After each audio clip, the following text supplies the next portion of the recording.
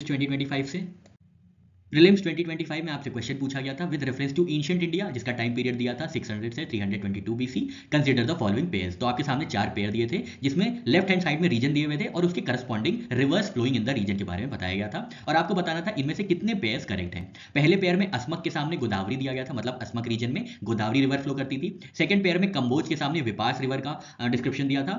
Third pair में अवंती के सामने महानदी रिवर का डिस्क्रिप्शन दिया था और फोर्थ पेयर में कौशल के सामने सरयू रिवर का डिस्क्रिप्शन दिया था। इसमें सही आंसर जो है वो बी है। Only 2 pairs are correctly matched.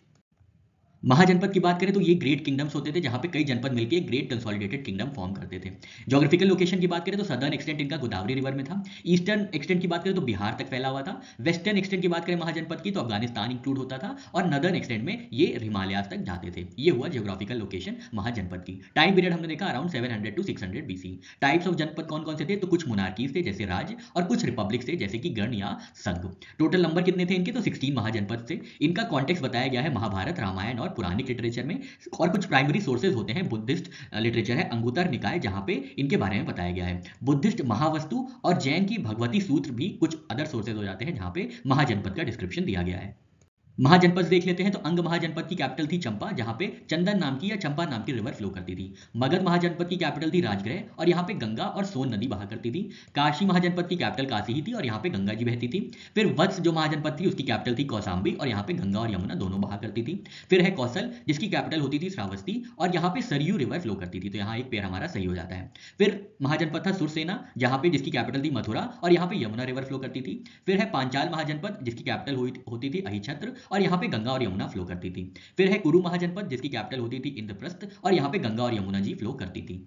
मत्स्य महाजनपद की कैपिटल होती थी विराटनगर, जहां पे चंबल रिवर फ्लो करती थी। चेदी महाजनपद की कैपिटल थी सूतीवती और यहाँ पे केन और यमुना रिवर फ्लो करती थी। फिर है अवंती महाजनपद जिसकी कैपिटल उज्जैन या माहेश्मती होती थी और यहाँ पे शिप्रा और नर्मदा रिवर फ्लो करती थी। फिर है गांधार महाजनपद जिसकी कैपिटल थी तक्षशिला और इंडस और काबुल रिवर्स फ्लो करती थी। फिर है काम्बोज महाजनपद जिसकी कैपिटल होती थी राजापुरा और यहाँ पे झेलम रिवर जिसको वितास्ता के नाम से जाना जाता है ये फ्लो करती थी। फिर है असमक महाजनपद जिसकी कैपिटल थी पैथान और यहाँ पे गोदावरी रिवर फ्लो करती थी।